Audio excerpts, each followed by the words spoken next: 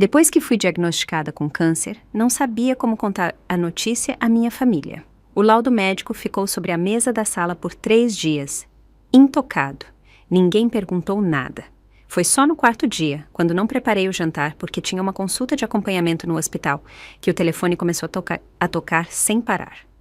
Eram 17h30 quando saí do consultório, bem na hora do rush. Com uma mão segurando meu prontuário médico e uma pequena sacola de remédios, e a outra carregando as compras, lutei para subir em um ônibus lotado. Foi então que meu celular começou a vibrar loucamente. Uma jovem gentil se ofereceu para segurar minha sacola de compras por um momento, me dando espaço suficiente para enfiar a mão no bolso do casaco e atender a ligação. A voz aguda de Luana ecoou pelo receptor. Clara, por que você não buscou o Lucas na escola? A professora dele acabou de ligar. Ele é a única criança que sobrou na sala e está chorando rios. O pânico me invadiu. Perguntei rapidamente. Alguém já foi buscá-lo? Eu disse ao Daniel hoje de manhã que ele precisava pegar o filho, porque eu tinha consulta médica da tarde. Antes que eu pudesse terminar, ela me interrompeu com um bufido irritado. Meu Deus, Clara, o que poderia ser mais importante que o Lucas? Ele ainda está na escola. Você precisa ir agora. Eu não posso. Já fiz planos para jantar e fazer compras com minhas amigas. E o Daniel está em reuniões a tarde toda. Provavelmente esqueceu, como sempre. Não vale a pena incomodá-lo com essas bobagens. Abri a boca para dizer que também não chegaria a tempo e que talvez o João pudesse ir no meu lugar, mas ela já tinha desligado. Antes de a chamada cair, ouvi claramente ela resmungando com a amiga. A mãe do Daniel é uma inútil. Nem um simples favor ela consegue fazer. É totalmente unreliable. Senti uma forte pressão no peito. Minha mão pairou sobre a tela, quase ligando para o João, mas então me paralisei. As palavras do médico ecoaram na minha mente. Seu corpo já está muito fraco. Você vai precisar de alguém para te acompanhar nos próximos tratamentos e deve evitar estresse e tarefas domésticas o máximo possível. Se eu não sou mais boa o suficiente para ajudar, talvez seja a hora de cada um assumir suas responsabilidades. Afinal, é o filho deles, não meu. Fiquei ali, atordoada no ônibus, enquanto ele passava por 2 paradas sem que eu percebesse. Foi quando meu telefone tocou novamente. Desta vez, era João. Clara, você esteve correndo o dia todo. Percebe que o Lucas ainda está na escola, esperando alguém buscá-lo? Acabei de chegar em casa e a Luana me ligou em pânico, dizendo que tentou te contatar e não conseguiu. Por que você ainda não foi buscá-lo? A professora está esperando lá esse tempo todo. Você imagina o quanto ela deve estar irritada. A voz dele soava cheia de repreensão. Senti uma pressão ainda maior no peito, mas permaneci em silêncio. Quando ele finalmente parou de falar, respondi em voz baixa, mais firme. Esse menino tem mãe e pai. Talvez eles devam parar de depender de uma velha para tudo. Talvez tenha sido meu tom frio, distante, algo que ele nunca ouvira de mim antes, que o pegou desprevenido. Ele fez uma pausa e depois retrucou. Que tipo de conversa é essa, Clara? Não me leve a mal, mas o Lucas é nosso neto. É realmente essa a atitude que uma avó deveria ter? Esquece. Eu mesmo vou buscar o Lucas hoje. Você vá para casa e prepare o jantar. As crianças estiveram trabalhando duro o dia todo. Não é justo que cheguem em casa e encontrem a mesa vazia. Queria dizer que eu também não estava bem, que meu corpo, depois de tantas visitas ao hospital, estava exausto. Mas as palavras travaram na minha garganta. Eu me acostumara a não reclamar. Anos engolindo cada dor, cada cansaço, cada sentimento. Porque no melhor dos casos, tudo que eu ganhava era você está sendo dramática. Então, pela primeira vez, não respondi. Encerrei a chamada antes que ele pudesse dizer mais uma palavra. João viveu uma vida fácil. Nascido em uma família culta, era o tipo de homem que as pessoas descreviam como refinado e distinto. Mesmo na juventude, sua carreira fluiu sem esforço desde o início. Este ano, ele se aposentou do cargo de diretor do Museu de Arte local. Décadas imerso nas artes lhe deram uma elegância serena e culta que ainda chamava atenção, mesmo aos 67 anos. Isso, e o fato de que ele nunca precisou se preocupar com os aspectos mais complicados da vida. Honestamente, nunca precisou. Desde a infância, a mãe dele cuidava de cada mínimo detalhe. Depois que nos casamos, assumi o trabalho dela sem problemas. Ele nunca precisou se preocupar com a casa, nunca lavou uma roupa, nem mesmo os próprios sapatos. João acredita firmemente que um cavalheiro deve se manter afastado da cozinha. As tarefas domésticas, na opinião dele, só servem para manchar a pureza de sua aura artística. Mesmo após se aposentar, ele continuou tão ocupado quanto antes, prosperando na comunidade local e em centros para idosos, ensaios de coral, aulas de dança latina, violino. A agenda dele é mais cheia do que quando trabalhava. Todos o chamam de Professor João, o renascentista talentoso, admirado e adorado. Nossos filhos sabem que não devem esperar nada dele. Ninguém nunca pede que ele busque as crianças ou cuide delas. E então tem eu. Também estudei pintura na universidade. Ambos cursamos pintura a óleo. Eu era promissora, meus professores acreditavam em mim. Mas então conheci João e me apaixonei profundamente. Depois disso, a vida me escapou das mãos. Os anos voaram entre tarefas domésticas, cuidando do João, criando nosso filho e, mais tarde, nosso neto. Sempre correndo, sempre ocupada, mas nada daquilo parecia realmente meu. Não faz sentido remoer isso agora. Enquanto o ônibus passava por ruas familiares, percebi que estávamos nos aproximando de casa. Mas por alguma razão, meu coração ficava mais pesado a cada quarteirão. Talvez fossem os primeiros sinais do câncer, a fadiga, a dor surda nos ossos. De repente, não tinha mais vontade de voltar para casa. A verdade é que eu não tinha outro lugar para ir. Meus pais já haviam falecido há muito tempo, e a maioria dos meus velhos amigos tinha suas próprias famílias e vidas ocupadas. Olhei fixamente pela janela do ônibus e, pela primeira vez, uma profunda tristeza me invadiu. 105 anos de vida, e eu não tinha ninguém com quem conversar, nenhuma alma. Cerca de 15 minutos depois, meu telefone tocou pela terceira vez. Clara, por que você ainda não está em casa preparando o jantar? O Lucas está fazendo um escândalo, dizendo que está morrendo de fome. O Daniel também está prestes a chegar e eu não cozinho, você sabe. Devemos ficar esperando mais meia hora sem fazer nada? O que está acontecendo com você ultimamente? Quanto mais velha fica, menos confiável você se torna. Onde está e por que não está cuidando da casa? A voz do João não era particularmente alta, mas no ônibus barulhento, eu ainda podia ouvir cada palavra com clareza. Houve um tempo, há muito, em que a voz dele me encantava. Profunda, firme, uma voz que nunca deixava de me acalmar, mesmo durante discussões, mas agora cada palavra parecia um tapa. Acontece que até a voz mais agradável pode soar feia quando usada para repreender e menosprezar. A lente cor-de-rosa, através da qual eu o via por décadas, se estilhaçou em um instante. Nem me dei ao trabalho de responder com emoção. Vocês dois juntos têm mais de 100 anos. Nenhum de vocês consegue funcionar sozinho? O que farão se eu morrer amanhã? Vão morrer de fome? Ele ficou em silêncio, visivelmente atordoado. Antes que pudesse responder, encerrei a chamada novamente. Ele não retornou. João sempre teve seu orgulho, seu temperamento. Nunca pede ajuda, nunca recua. E eu tinha desligado na cara dele 2 vezes em um dia. Isso era mais do que seu ego podia suportar. Mas minutos depois, meu filho Daniel ligou. Parece que meu telefone virou uma linha direta hoje. Mãe, o que está acontecendo com você ultimamente? Não buscou o Lucas, não preparou o jantar e agora está brigando com o pai. Ele está tão chateado que perdeu o apetite. Vamos lá, só queremos uma noite normal. Você também não está ficando mais jovem. O que está tentando provar? Ele mal terminou de falar quando sua irmã, Ana, arrancou o telefone dele. A voz dela estava igualmente cheia de reclamações. Sério, mãe, ultimamente você anda meio relapsa. Já é tarde e o jantar ainda não está pronto. Estou morrendo de fome. Viemos todos para jantar e a Olivia disse que quer o espaguete à bolonhesa da vovó, o favorito dela. É melhor você voltar logo ou ela vai ficar histérica de novo. Não disse nada. Lembrei de quando eles se casaram e compraram casas. Fizeram questão de escolher casas a poucos quarteirões da nossa, dizendo que não suportavam ficar longe de nós. Desde então, a menos que fosse fim de semana ou uma ocasião especial para jantar fora, eles vinham aqui jantar quase todos os dias da semana.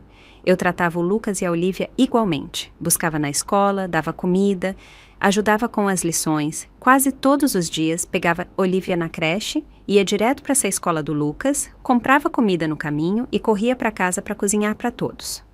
Era nossa rotina, um grande e animado jantar todas as noites. Mas como a outra avó da Olivia estava de visita, eu não precisei buscá-la. Ainda assim, não sabia o que dizer agora. Deveria me culpar por me preocupar demais ao longo dos anos? Ou deveria me culpar por não ter criado meus filhos direito, criando uma casa cheia de dependentes que nunca aprenderam a se virar sozinhos? Após uma longa pausa, respondi secamente: vocês podem jantar sem mim hoje. Não vou voltar para casa para o jantar. Depois de dizer isso, desliguei meu telefone. Finalmente, o mundo ficou em silêncio. Em algum momento, o ônibus já havia passado minha parada. A escuridão tomava conta da cidade e ruas desconhecidas se desenrolavam pela janela. Mas, pela primeira vez esta noite, eu tinha um assento só para mim. Que ironia! Pulei um único jantar e, de repente, todos vieram atrás de mim, como se eu tivesse cometido um crime terrível. E, no entanto, o laudo do diagnóstico de câncer de mama esteve na mesa da sala por 3 dias inteiros. Ninguém perguntou sobre ele. Eles se sentam naquele sofá todos os dias, grudados nos celulares, assistindo TV, jogando. Até a fruta eu troco cuidadosamente por outra fresca todos os dias. Eles nunca perguntam, nunca notam, apenas pegam e se servem. Mas por alguma razão, nenhum deles olhou para o laudo médico que estava bem ao lado. Só porque meu nome estava na capa, isso o tornava invisível para todos por padrão. Como eu, vivendo naquela casa por décadas, dando e dando, mas nunca realmente vista. Meus filhos sempre dizem: mãe, que sorte você teve de se casar com o pai. Nunca precisou trabalhar e pôde ser a esposa elegante de um diretor de museu de arte. Parentes falam com entusiasmo sobre como João sustentou toda a família, proveu tudo e criou 2 filhos exemplares. Que homem extraordinário! A dor no meu peito se intensificou novamente, e sem perceber, as lágrimas já começaram a se escorrer pelo meu rosto. Virei a cabeça para a janela, esperando que ninguém me visse chorar. À minha idade, sempre tenho medo de parecer patética para estranhos. As luzes da cidade lá fora se desfocaram em um véu de lágrimas, piscando, distantes, inalcançáveis. Tantas casas iluminadas por aí, mas nenhuma daquelas luzes parecia realmente minha. Naquele momento, uma mão pálida apareceu no meu campo de visão e me ofereceu um lenço. Era a mesma jovem gentil de antes. Senhora, está tudo bem? Tome, use isso, disse ela, sorrindo com doçura. A brisa perto da janela é bem forte. Cuidado para não se resfriar. Ah, e vi a sacola de remédios na sua mão. Pensei que talvez não estivesse se sentindo bem. Peguei o lenço e assenti, com a voz embargada, enquanto sussurrava. Obrigada, mas de alguma forma, quanto mais eu enxugava, mais as lágrimas caíam, até que senti que tudo dentro de mim finalmente estava desmoronando. Um simples ato de bondade de uma estranha, algo que minha própria família não me mostrou em anos. Naquele momento, algo dentro de mim mudou. Tomei uma decisão silenciosa e inabalável. Se o amor precisa ser implorado e um lar precisa ser conquistado apenas com sacrifício, então talvez nunca tenha sido realmente meu para começar. E se for assim, eu não quero mais. Quando o ônibus chegou à última parada, todos os outros desceram. Levantei-me, cambaleando. Obrigada, disse sinceramente comovida. Você me ajudou muito hoje. Você também deve estar exausta. Viajar tão longe depois do trabalho deve ser difícil. Ela dispensou com um sorriso. De jeito nenhum. Na verdade, sou apenas estagiária no hospital onde você teve sua consulta. Depois, acrescentou, quase envergonhada. Desci várias paradas atrás, mas parecia que você não estava bem. Só queria ter certeza de que você ficaria bem, então fiquei com você. Você mora por aqui? Fiquei paralisada por um segundo. E a culpa me invadiu. Meu Deus, não moro por aqui. Desculpe-me. Me sinto péssima por isso. Deixe-me chamar um táxi para te levar para casa. Obrigada por se preocupar, de verdade. Estou bem, só me sinto mal por te incomodar. Não precisa se desculpar, disse ela com doçura. Mas você deveria pegar um táxi para casa. Não parece estar se sentindo bem. Não se force. Eu posso pegar um ônibus de volta do outro lado da rua. É fácil. Não, insisti com firmeza. Você já fez demais. Isso foi culpa minha, e não vou deixar você voltar sozinha por minha causa. Insisti em acompanhá-la até a calçada e parei um táxi, garantindo que ela entrasse primeiro. Pedi ao motorista que a levasse para casa e depois dei instruções para ir à minha. Não trouxe nada hoje, só precisava de uma consulta de rotina. Agora, precisava voltar e começar a arrumar minhas coisas. Ao sair do carro, ela se virou com um último sorriso caloroso. Senhora, sabe, a medicina avançou muito. Não perca a esperança. Pode ser que tudo fique bem. Acenei e quase deixei as lágrimas escaparem novamente. De alguma forma, todo o peso, a amargura do dia, pareceram um pouco mais leves, curados, só um pouco, pela bondade de uma estranha que eu nem conhecia uma hora atrás. Quando voltei para casa, passei por um restaurante nas proximidades do nosso bairro, um lugar famoso por ser sofisticado e caro. Ouvi João e as crianças mencionarem várias vezes. Eles só estiveram lá para jantares formais ou ocasiões especiais, e sempre elogiavam o refinamento. No entanto, nem uma única vez pensaram em me levar lá. Talvez nunca me vissem como alguém que pertencesse a lugares assim. Para eles, eu era apenas uma dona de casa, alguém que economizava, cozinhava, lavava roupas. Não alguém que precisava experimentar alta gastronomia. Sem pensar muito, virei e entrei. Pela primeira vez na vida, sentei-me sozinha e me presenteei com um jantar elegante e decente. As compras que fiz antes já haviam desaparecido há muito tempo. Joguei tudo no lixo quando desci do ônibus. Costumava me preocupar com cada real, tentando economizar para meus filhos e netos. Quanto menos luxos me permitia, mais podia deixar para eles. Até chamar um táxi parecia um desperdício que eu precisava justificar. Mas agora que estou doente, percebi que se há algo que ainda quero fazer, devo fazer. Ninguém sabe quantos dias me restam. Então, experimentei cada pedaço da comida que eles tanto elogiavam e, em silêncio, percebi que não era nada especial. Não sou uma tola que não sabe distinguir o bom do ruim. Só nunca me deram a chance de escolher por mim mesma. Depois do jantar, caminhei lentamente para casa, deixando a comida assentar no estômago. Quando cheguei à porta, já passava das 22. No momento em que entrei, fui recebida por uma forte mistura de cheiros de comida e álcool no ar. A casa estava um caos. O jantar tinha acabado, e a mesa da sala de jantar parecia um campo de batalha. Pratos por todos os lados, guardanapos amassados, restos de ossos de asinhas de frango espalhados pela superfície. A sala de estar não estava melhor, como se tivesse sido devastada por um pequeno furacão. Luana e Ana estavam esparramadas no sofá, mastigando asinhas de frango fritas com os olhos grudados na TV. Lucas e Olivia estavam sentados por perto, imitando os adultos, cada um com um pacote de salgadinhos na mão, grudados em seus tablets, os dedos voando pelas telas, jogando. No quintal, João, Daniel e o marido da Ana bebiam cerveja e conversavam sobre planos de aposentadoria e tendências do mercado de ações, como se não houvesse um único problema no mundo pelo qual valesse a pena se preocupar. João sempre teve problemas estomacais e geralmente era eu quem o vigiava de perto, garantindo que ele ficasse longe do álcool, mas naquela noite ele bebia sem parar. Sem dúvida, o estômago o manteria acordado mais tarde, protestando com dor. Entrei pela porta, calcei meus chinelos e fiquei ali parada por um momento. Ninguém sequer olhou para mim. A primeira a me notar foi Luana. Ela me lançou um olhar rápido, com uma expressão impaciente, e voltou para a TV sem dizer uma palavra.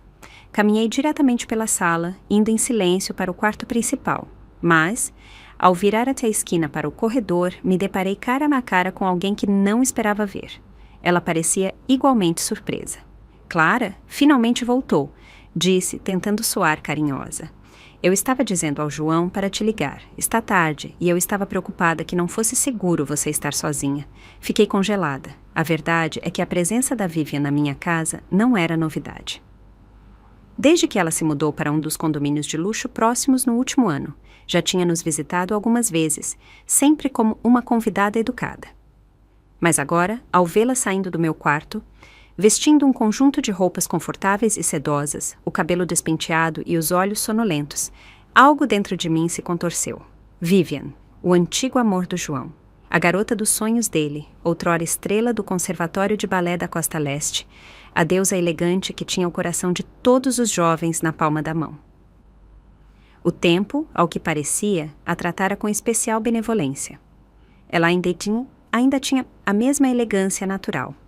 Sua beleza, refinada pelos anos, não havia apagado nem um pouco. Naquela época, João tinha muitas admiradoras, mas só Vivian conseguiu conquistar verdadeiramente seu coração. Eles estiveram envolvidos por anos, nunca oficialmente juntos, mas também nunca realmente separados. Então, logo após a formatura, ela se casou com um magnata imobiliário 2 décadas mais velho e se mudou para o exterior. Foi quando entrei em cena. Com Vivian fora, aproveitei minha chance. Aos poucos me aproximando até finalmente me tornar a esposa do João. Embora ele nunca me oferecesse um grande romance, me deu uma condição. Clara, se nos casarmos, você terá que abandonar sua carreira completamente e se dedicar a apoiar minhas atividades artísticas em casa. E eu fiz isso, fielmente, ano após ano. Cumpri minha parte do acordo. Pensei que tinha conquistado meu lugar. Pensei que o capítulo com Vivian estava enterrado há muito tempo. João nunca mais falou dela, e ambos fingimos que aqueles anos nunca existiram. Mas quando Vivian voltou e nos visitou pela primeira vez, lembro o quão tenso e desconfortável foi o reencontro deles. O ar entre eles praticamente crepitava com uma história não resolvida. Não demorou muito para que João reacendesse a conexão, e estava claro que as coisas tinham avançado mais do que me contaram. A voz de Vivian não era exatamente sutil. Ecoou pela sala, atraindo todos os olhares para nós. Daniel se iluminou ao me ver. Mãe, finalmente voltou. Onde você esteve até tão tarde? Tentamos te ligar tantas vezes e você não respondeu. Ele se virou para o sofá e gritou. Que bom que a Ana pensou rápido e pediu comida mexicana para a viagem. Acabamos de comer. Agora você pode começar a limpar a mesa, lavar os pratos e arrumar a bagunça. João interveio com um sorriso debochado, balançando a garrafa de cerveja. Clara, que tal se prepararmos algo extra, tipo pipoca ou uma tábua de queijos? Estou de tão bom humor hoje que acho que estou pronto para outra rodada. Antes que eu pudesse abrir a boca, Vivian pulou, nervosa, ansiosa para explicar. Clara, por favor, não se preocupe. Não quis passar dos limites. Só me senti um pouco tonta mais cedo e estava muito barulhento lá fora. O João sugeriu que eu deitasse um pouco no seu quarto. As crianças estavam todas na sala. Juro, não é o que você pensa. João, ao ouvi-la, imediatamente largou a bebida e correu até ela. Vivian, está se sentindo melhor? Perguntou preocupado, com um olhar fixo no rosto dela. Só então ele se virou para mim, com um tom tão frio que poderia congelar vidro. Ela é nossa convidada, Clara. Você precisa se comportar assim? Você ao menos lembra onde fica a sua porta?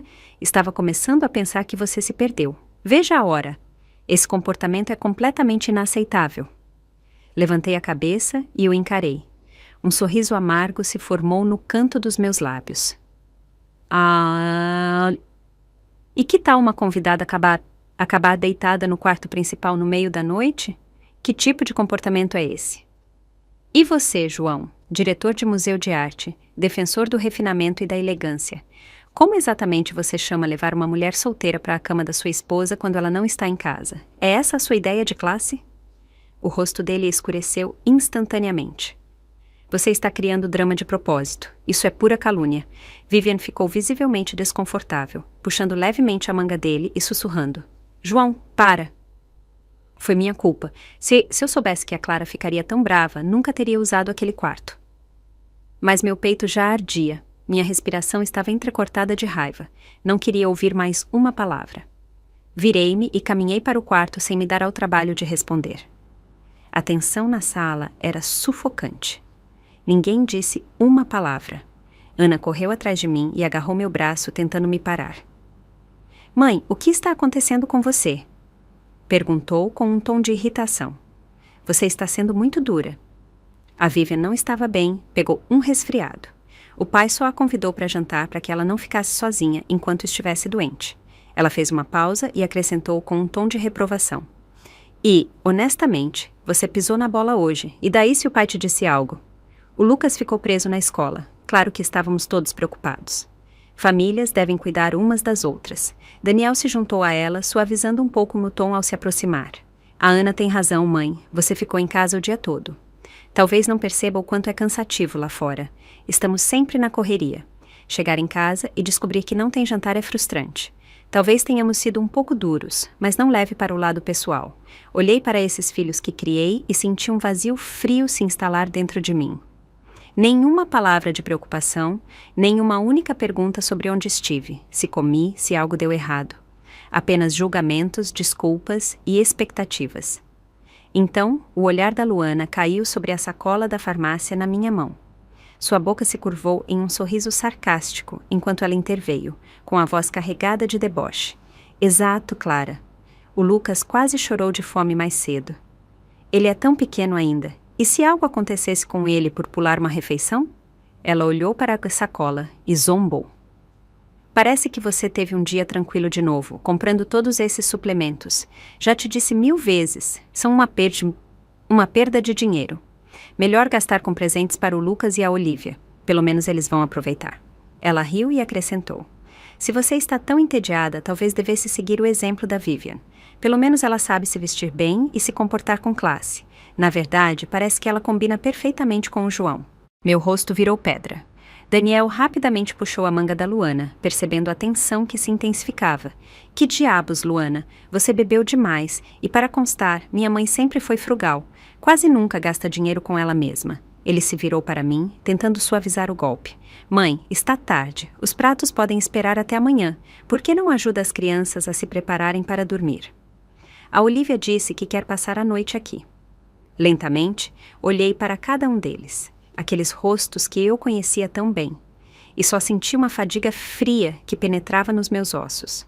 Nem um pingo de calor, nem um traço de preocupação genuína por mim como pessoa.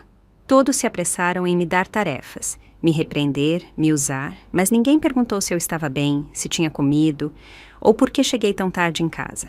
Esse suposto afeto familiar não se compara nem à bondade de uma estranha em um ônibus urbano. Às vezes, não é a raiva que nos domina, mas o entorpecimento. Finalmente falei com a voz calma e firme, mas cada palavra caiu como uma pedra.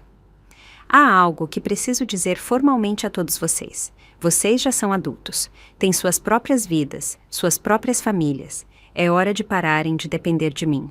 A partir de hoje, não sou mais sua empregada não remunerada. Acabaram-se as buscas na escola, os jantares, as tarefas domésticas que vocês tomam como garantidas. Se precisarem que sejam feitas, deem um jeito. Não vou impedi-los, não vou interferir. Mas também não se preocupem comigo. Eu também não precisarei de nada de vocês. Minhas palavras caíram e a sala inteira mergulhou em um silêncio atônito. Todos trocaram olhares inquietos. Mãe, o que você está dizendo? Daniel foi o primeiro a falar com a voz tingida de incredulidade. Todos trabalhamos em tempo integral. Sem você, nem conseguiríamos buscar as crianças na escola. Ana interveio imediatamente. Exatamente. Não saímos do trabalho antes das 6. Às vezes mais tarde. Como vamos chegar em casa e ainda cozinhar? Você quer que passemos fome?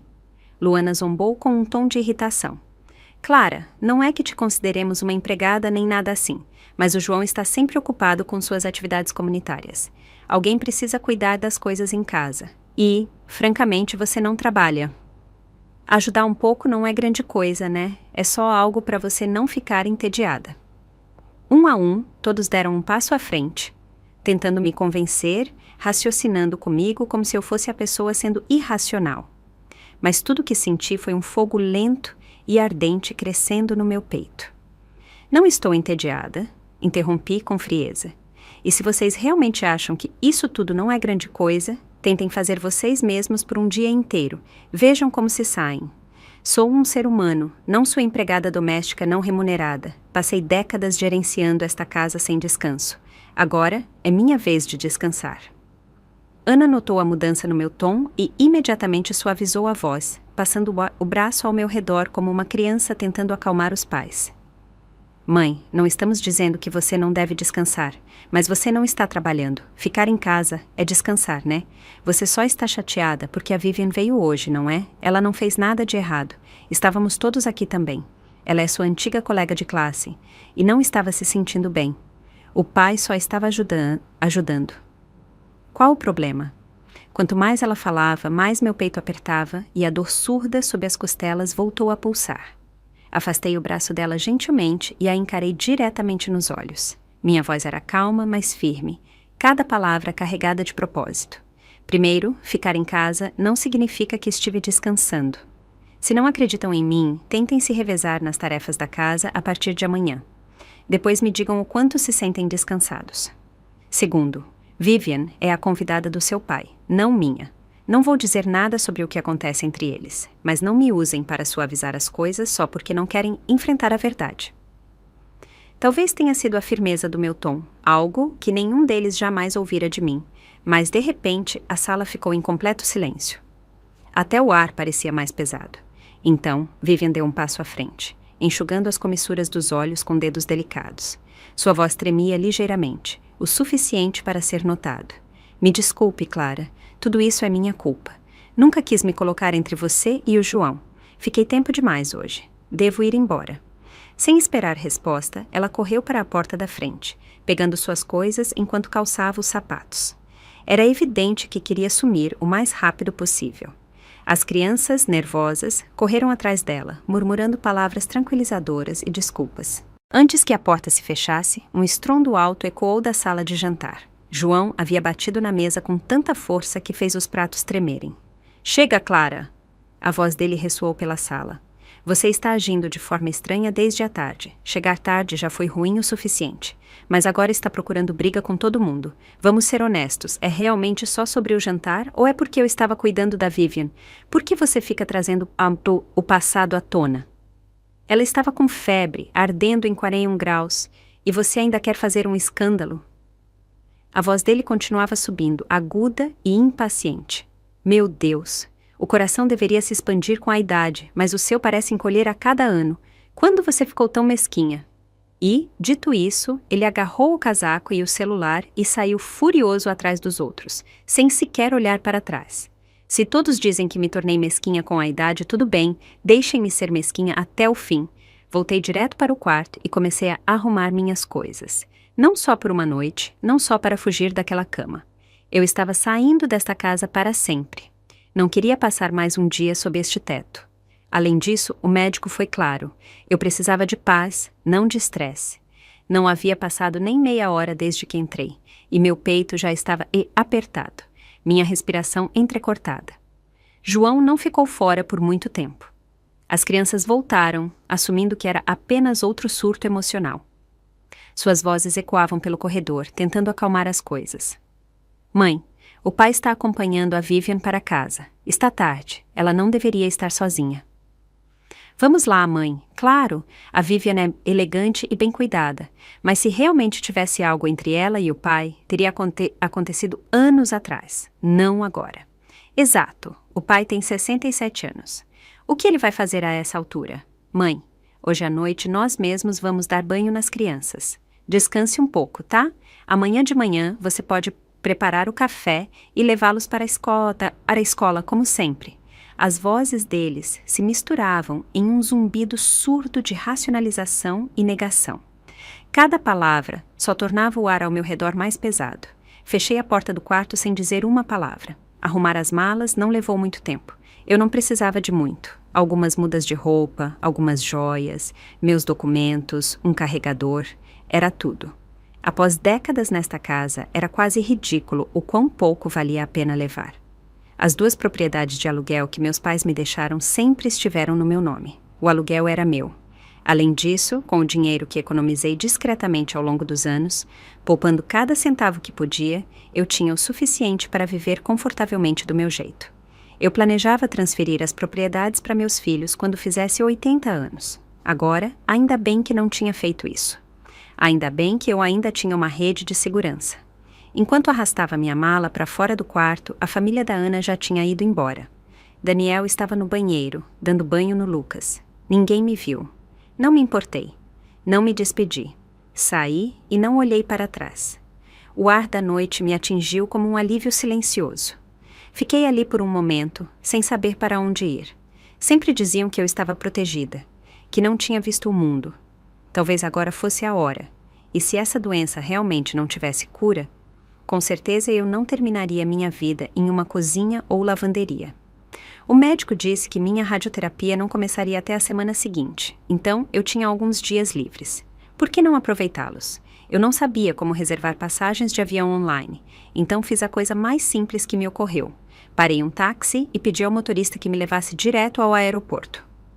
De pé no terminal, vendo o painel de destinos passar de nome em nome, escolhi uma cidade que sempre quis visitar. Fui ao balcão e comprei uma passagem para o próximo voo disponível. Antes de embarcar, hesitei por um segundo e enviei uma mensagem à família, o suficiente para evitar que chamassem a polícia. Vou viajar? Não me incomodem. Depois, desliguei meu telefone. Foi um voo noturno curto, suave. Quando as rodas tocaram o chão, o céu ainda estava escuro. Eu tinha aterrissado em Florianópolis. Já tinha visto a cidade em vídeos de viagem. Chamavam-na de Ilha da Magia, um paraíso tropical na costa sul. Sempre quis visitá-la. Se me restava alguma paixão na vida, eram as plantas. Meu quintal sempre esteve cheio de vegetação. Cada centímetro transborda de pequenos lampejos de vida que me lembravam que ainda havia algo pelo que esperar no meu dia. João nunca teve tempo para viajar. Sempre dizia que Florianópolis era úmida demais, que o ar lá era pegajoso, nada elegante, mas eu não precisava de elegância, só precisava de alegria. Quando liguei meu telefone novamente, uma enxurrada de mensagens chegou como uma represa rompida. Todos tinham visto minha nota e agora estavam em pânico. Mãe, se você não está aqui, quem vai buscar o Lucas amanhã? Ninguém preparou o jantar. O pai não sabe o que devemos comer. Mãe, não seja tão teimosa. Você não iria de férias sozinha. Aposto que reservou um hotel por perto. Amanhã você estará em casa. Sério, você nem sabe usar aplicativos. Não tem família por perto. E se te enganarem? E se você se perder na rua? Quanto mais eu lia, mais meu senho se franzia. E então vi a mensagem final, que me fez rir alto. Uma risada fria e amarga, do João. Quanto mais velha você fica, mais infantil se torna. Estou curioso para ver se esta casa funciona sem você. Como eles não paravam de zumbir no meu ouvido, decidi abraçar o silêncio por completo. Bloqueei todos. Cada número, cada notificação, coloquei em modo não perturbe. Honestamente, não havia uma única palavra deles que eu quisesse ouvir. Mas claro, não demorou muito para que o orgulhoso "a casa vai se virar bem sem você" do João voltasse e o acertasse em cheio. Na manhã seguinte, no momento em que liguei meu telefone, fui recebida por uma avalanche de mensagens não lidas. Às 4 da manhã, João foi internado às pressas. Como esperado, foi sua condição estomacal crônica que causou problemas, desencadeada pela comida mexicana picante para a viagem e pelo álcool que ele insistiu em beber na noite anterior. No começo, ele tentou aguentar, convencido de que poderia suportar. Mas, à meia-noite, a dor o deixou dobrado ao meio. Ele procurou os remédios pela casa, mas não encontrou nada. Finalmente, acordou o Daniel e pediu ajuda, sem sucesso. Então, vieram as ligações frenéticas para mim. Dezenas de chamadas perdidas, mensagens de voz, textos, mas eu dormi profundamente após um dia inteiro de passeios e não ouvi nada. No momento em que liguei o telefone, a chamada do Daniel chegou quase instantaneamente. Mãe! Finalmente atendeu. A voz dele soava exausta. O pai teve uma crise terrível ontem à noite. A dor de estômago piorou tanto que tivemos que levá-lo às pressas para o hospital. Estou com ele desde a meia-noite e ainda tenho que ir trabalhar hoje de manhã, além de deixar o Lucas na escola. Não dou conta de tudo isso. Vamos, mãe, não faça isso. Só volte e cuide dele. Escutei em silêncio e então respondi, calmamente. Você não entendeu o que eu disse ontem. Estou de férias. Por favor, não me incomodem. E desliguei. Depois fui além. Bloqueei todos os números deles. Acabaram-se as distrações. Acabaram-se as interrupções. Eu não ia deixar nada estragar minha viagem.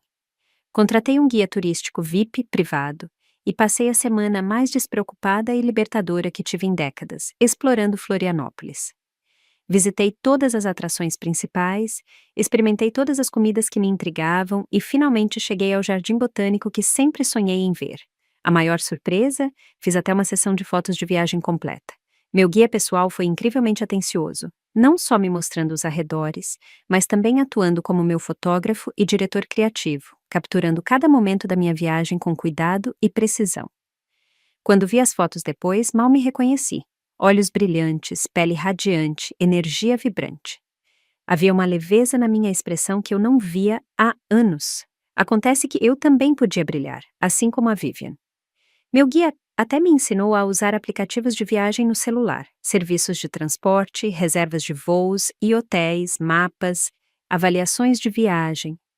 Finalmente, eu sabia como navegar pelo mundo sem precisar da ajuda de ninguém. Durante anos, toda vez que pedia aos meus filhos para me ensinarem algo simples, como buscar uma receita, como usar um novo aplicativo, eles me ignoravam, impacientes demais para se incomodar. Agora, eu não precisava mais de ninguém. Afinal, os tempos não me deixaram para trás. Dia após dia, eu me sentia mais leve, mais livre. Até meu corpo parecia mais forte, com mais energia. Mas quando finalmente voltei para casa, após aquela semana maravilhosa, e liguei meu telefone novamente, o que me recebeu não foi paz. Era o caos, como sempre. Um verdadeiro circo doméstico esperando bem na porta da minha casa. No final, tudo se resumiu a isso.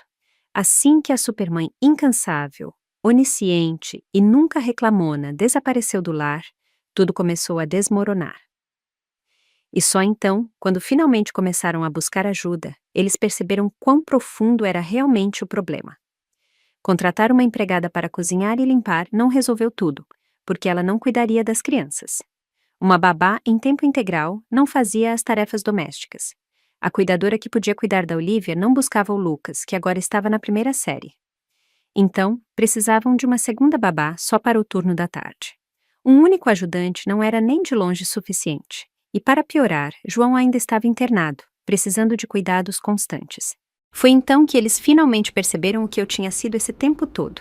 Uma operadora doméstica de serviço completo, multitarefas, de plantão, que não cobrava nada, não pedia nada e ainda oferecia suporte emocional sob demanda. De repente, o tom mudou. O que começou como acusações e reclamações virou tentativas melosas de me convencer a voltar para casa. Até o Lucas e a Olivia foram ensinados a se revezar nas ligações, suas vozinhas agudas ecoando no correio de voz. Vovó, sentimos sua falta. Volta logo. Seguiram-se textos doces, mas desesperados. Mãe, sua greve já durou demais. Por favor, volte para casa. Precisamos de você de verdade. E às 3 da manhã, uma última mensagem do Daniel, crua e devastadora. Mãe, não aguento mais. Ao desembarcar, não fui direto para casa.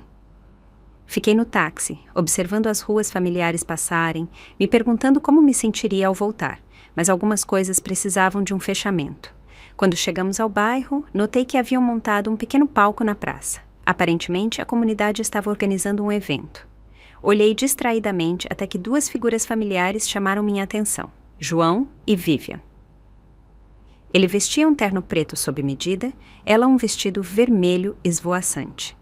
Eles dançavam um tango apaixonado sob as luzes.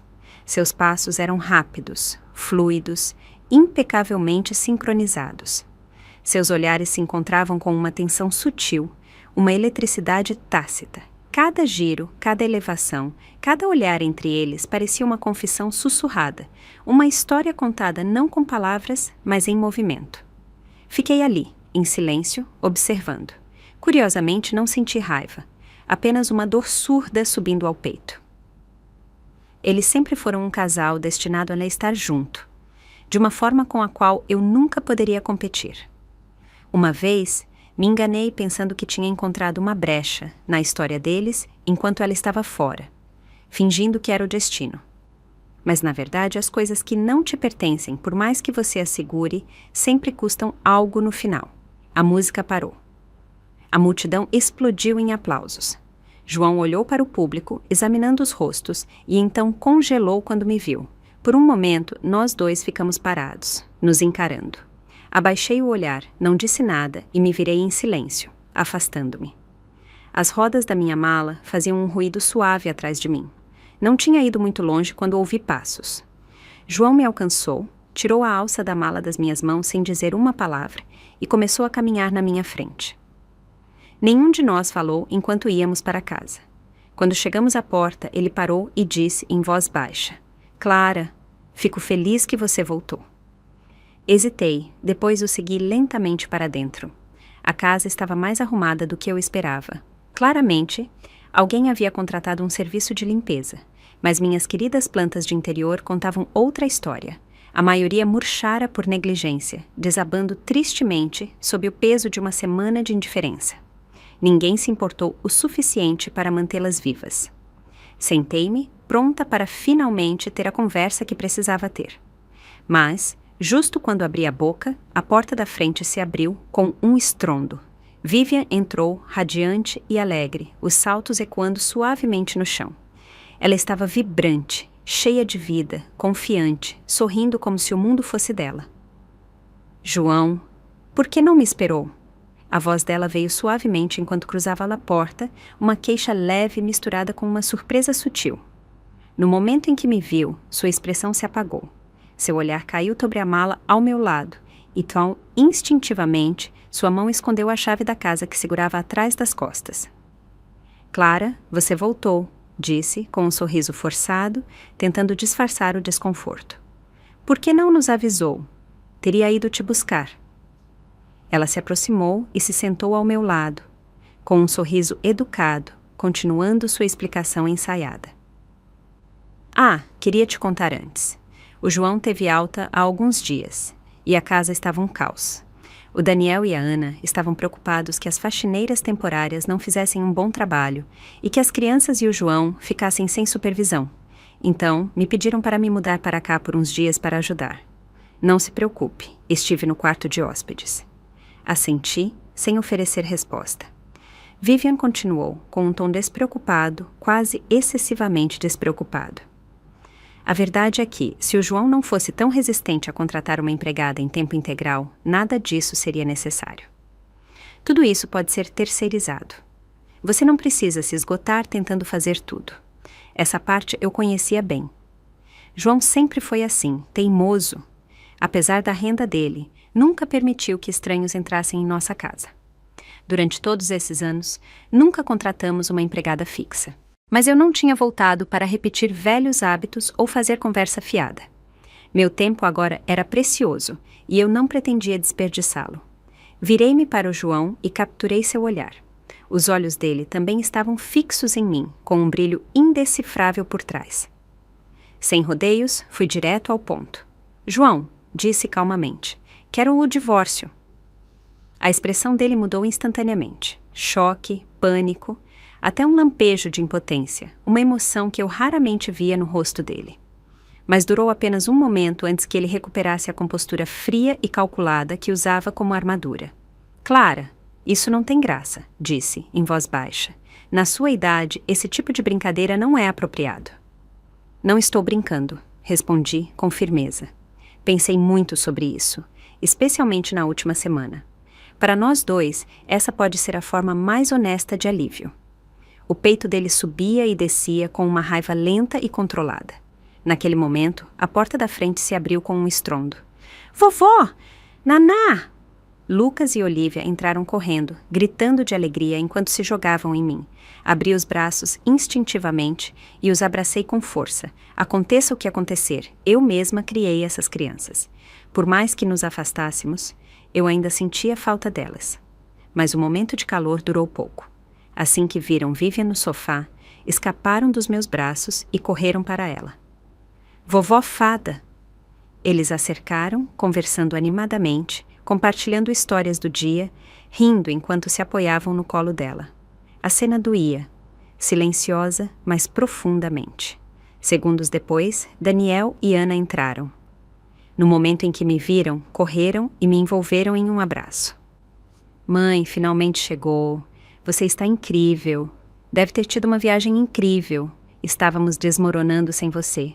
Ainda bem que voltou. A verdade é que aquela faxineira que contratamos não estava funcionando. Melhor dispensá-la. Você não vai acreditar, mãe. A Vivian nos ajudou muito esses últimos dias, indo e voltando entre o hospital e a casa. Não teríamos sobrevivido sem ela. Vivian deu um sorriso modesto, levemente desconfortável. Mas antes que alguém pudesse dizer mais, João bateu o copo na mesa de repente. O som agudo ecoou pela sala. Chega! A voz dele era baixa, mas tinha peso, tensa, contida, cheia de frustração. Vocês percebem o que estão fazendo? A mãe de vocês não é a empregada de vocês. Ela acabou de chegar e vocês já estão jogando responsabilidades em cima dela. Não podem dar um respiro? A partir de hoje, todos voltem para suas casas. Tarefas domésticas, cuidado com as crianças, cuidado com os idosos, descubram sozinhos. Parem de jogar tudo nas costas da mãe de vocês sempre que algo dá errado. O surto do João silenciou Daniel e Ana completamente. Até eu parei por um momento. Surpresa. Era tão fora do comum para ele, o homem que passou décadas se mantendo à margem, enquanto eu cuidava de tudo, sem nunca levantar a voz por mim. Mas não havia tempo para pensar nisso. Desculpe-me, disse calmamente, mas não vou mais cuidar dos assuntos da casa. De agora em diante vocês terão que resolver sozinhos. Então, virei-me para o João. Se não houver mais nada, vamos ao escritório do advogado amanhã às 9 horas para assinar os papéis. O rosto dele empalideceu. Você realmente vai levar isso adiante? Perguntou em voz baixa e tensa. Daniel e Ana, ainda chocados com a bronca anterior, agora pareciam ainda mais atordoados, me encarando com incredulidade. O quê? Perguntou Daniel. Você vai se divorciar? Por quê? Isso não é por causa da tia Vivian, é? Ana acrescentou rapidamente. Ela só estava ajudando. Vimos tudo claramente, não há nada entre ela e o pai. Você está dando voltas demais nisso. Balancei a cabeça. Não fazia sentido explicar nada a eles. Que João dissesse o que quisesse depois. Voltei a olhar para ele com a voz firme. Pensei nisso cuidadosamente. Vou terminar este casamento para sempre. Mãe, você tem 65 anos, disse Daniel com desespero. Foi dona de casa a vida toda. Como vai se virar depois do divórcio? Interveio Ana. Te colocaram na cabeça essa coisa de viva sua vida. Não seja ingênua, mãe. As pessoas só querem seu dinheiro. Mesmo que conheça alguém novo, acrescentou Daniel. Não será tão confiável quanto o pai. Vai ser doce no começo, mas no final você vai acabar sendo só a cuidadora dele de novo. As palavras dele se acumulavam, cada vez mais altas e emotivas. Mas tudo que eu sentia era exaustão. Não estou pedindo aqui a opinião de vocês. Interrompi bruscamente. Esse divórcio é entre seu pai e eu. Nenhum de vocês deve se meter. E para constar, não estou desamparada. Dediquei décadas a este lar. Legalmente, tenho direito à metade de tudo. Além disso, as 2 propriedades e a herança dos meus pais são mais que suficientes para viver confortavelmente. Não preciso que se preocupem. Isso os calou. Eles pareciam genuinamente atônitos, claramente sem saber que eu tinha planejado tudo isso há muito tempo. Virei-me para o João. E então? Ainda está esperando que eu mude de ideia? Ainda resiste em seguir em frente? O ar na sala ficou mais denso. Eu sabia exatamente o que mais importava para ele. O orgulho, acima de tudo, especialmente na frente dos outros, especialmente na frente da Vivian. Então, acrescentei, em voz alta, o suficiente. Se não quer fazer papel de ridículo na frente dela, faça isso de forma limpa, sem drama, sem atrasos. Ele apertou a mandíbula, assentiu lentamente, cada palavra forçada entre os dentes. Tudo bem. Se é isso que você quer, vamos fazer. Você receberá o que te pertence. Não vou segurar nada. O peso que pressionava meu peito há anos subitamente se dissipou. Assenti suavemente. Bem dito. Levantei-me e saí. João não disse nada, embora seus olhos estivessem vermelhos. Daniel e Ana apareceram atrás de mim, em pânico, suplicando com vozes entrecortadas. Mãe, o que você está fazendo? Está destruindo essa família. Você está louca? Não olhei para trás. Não respondi. Depois de sair, me mudei para um apartamento mobiliado perto do centro. Tranquilo, simples, perfeito.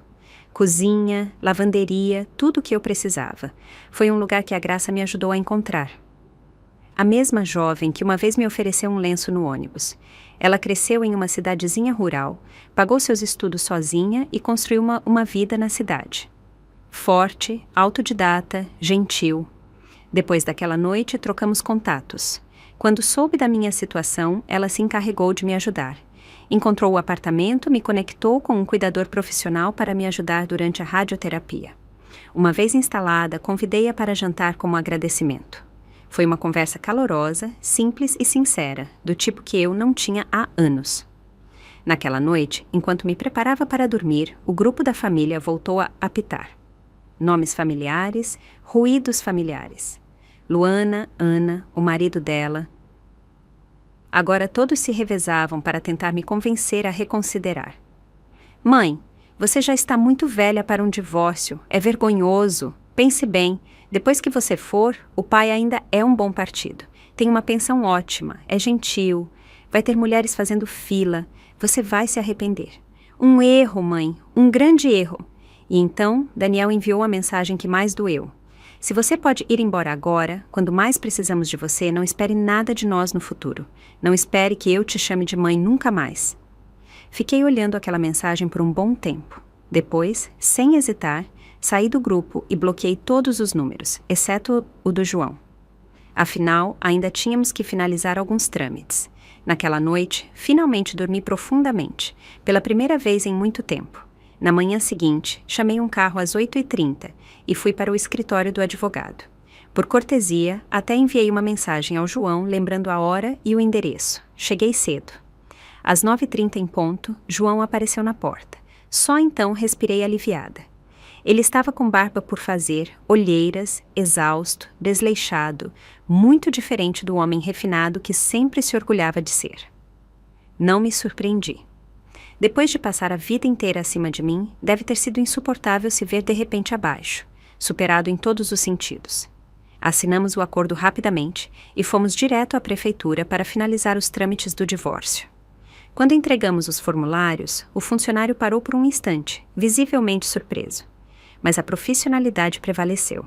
Ele nos olhou e perguntou, com naturalidade: motivo do divórcio? João não disse nada. Seu rosto era uma parede vazia de indiferença. Sorri levemente. Se precisamos de chamemos de diferenças irreconciliáveis. O funcionário pareceu desconcertado por um momento, provavelmente se perguntando como duas pessoas com tão boa aparência podiam se separar tão facilmente. Mas ao ver a clareza com que dividimos tudo, bens partilhados, 50-50, sem disputas, ele evitou a mediação e apenas processou o papel. Quando os trâmites terminaram, virei-me e fui embora. João ficou paralisado atrás de mim, o rosto ainda mais pálido. Não voltei para ver a reação dele. Enquanto ele ainda estava lá, atordoado, eu já estava em um táxi, seguindo em frente. E, de repente, a vida pareceu mais leve, mais livre. Os tratamentos de radiação foram duros, e houve dias em que meu corpo doía de fadiga. Mas, no geral, foi suportável. E, pela primeira vez em décadas, eu tive espaço. Um espaço real, sem interrupções, para respirar. Graça vinha ao hospital quase todos os dias. Às vezes me ajudava a falar com os médicos, às vezes apenas se sentava comigo durante o almoço, conversando, me animando com aquela força silenciosa que a caracterizava. Outros pacientes pensavam que ela era minha filha. Muitas vezes sussurravam: "Você tem sorte de ter uma filha tão atenciosa." Com o tempo, conhecia-a melhor. Ela cresceu em uma cidadezinha conservadora, onde tudo favorecia seu irmão mais novo. Trabalhou para pagar a faculdade, custeou a própria matrícula e construiu uma vida sem nada dado de graça. Passou por mais do que a maioria imagina. Quanto mais eu aprendia, mais meu coração doía por ela. Havia nela uma resiliência silenciosa, uma força que eu admirava profundamente. Em algum momento comecei a considerar pedir que ela fosse minha afilhada. Que estranho, na verdade. Supostamente, este seria o trecho mais difícil da minha vida, lutar contra a doença e recomeçar sozinha. Mas, de alguma forma, tornou-se o capítulo mais tranquilo que conheci em anos.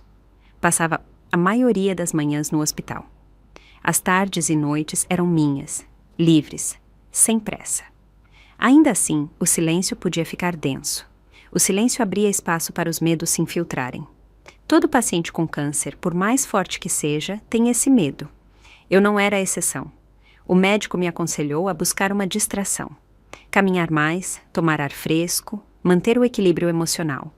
Graça lembrou que uma vez contei que pintava na universidade. Ela me encorajava com carinho a tentar de novo, nem que fosse por diversão. Mas fazia décadas que eu não pintava, nem lembrava por onde começar. A ideia de pegar um pincel parecia estranha, distante. Até que numa tarde, durante um passeio tranquilo, passei por um pequeno estúdio de arte, escondido em uma rua lateral. Tinha aquele charme nostálgico. Luzes quentes, música suave, o inconfundível cheiro de óleo de linhaça e tela. Entrei, inicialmente por curiosidade.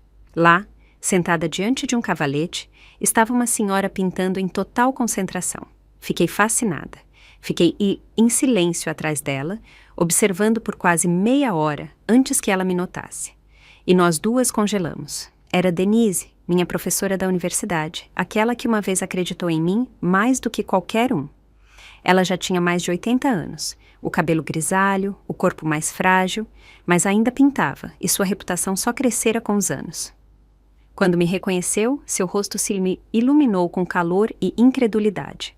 "Clara, você ainda tem aquele olhar. Eu te reconheceria em qualquer lugar." Ela me serviu chá enquanto conversávamos. Contei tudo sobre os anos que passaram, sobre minha vida. Ela ouviu em silêncio e então me olhou com aquele olhar firme de sempre. Sempre soube que você tinha um talento incrível, disse. Você não deveria ter deixado isso para trás. Balancei a cabeça. Faz décadas. Esqueci tudo. Ela sorriu com doçura. Então comece de novo, do zero. Só para você, sem pressão. Considere um hobby, algo que te traga alegria.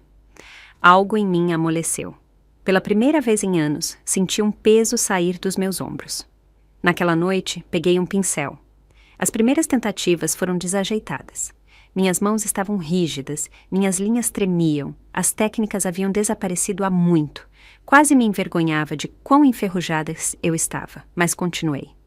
Dia após dia, praticava, lentamente, com constância. Comecei a lembrar. Recuperei meu ritmo e, com ele, redescobri uma parte de mim que achava perdida para sempre. Uma tarde, Denise revisou algumas das minhas peças de prática. Seus olhos brilhavam com um orgulho silencioso. Sempre disse que você não era só uma boa aluna, disse em voz baixa. Há emoção nos seus traços. Você conta histórias com suas cores. Você tem profundidade. Ela fez uma pausa e acrescentou. Para ser honesta, Clara, se você não tivesse se casado tão jovem, provavelmente seria uma artista profissional. Abaixei o olhar, sorrindo levemente. Desculpe-me, professora, de verdade, por desperdiçar o dom que você viu em mim. Ela deu um tapinha gentil na minha mão e respondeu com um sorriso caloroso. Mas nunca é tarde, querida. Você ainda tem tempo, está só começando. Fiquei em silêncio e dessa vez, verdadeiramente, profundamente, acreditei nela. Desde que voltei a pintar, meus dias de tratamento pararam de parecer tão pesados. A pintura virou meu refúgio, minha distração, minha terapia. As horas passavam mais leves, o medo diminuía.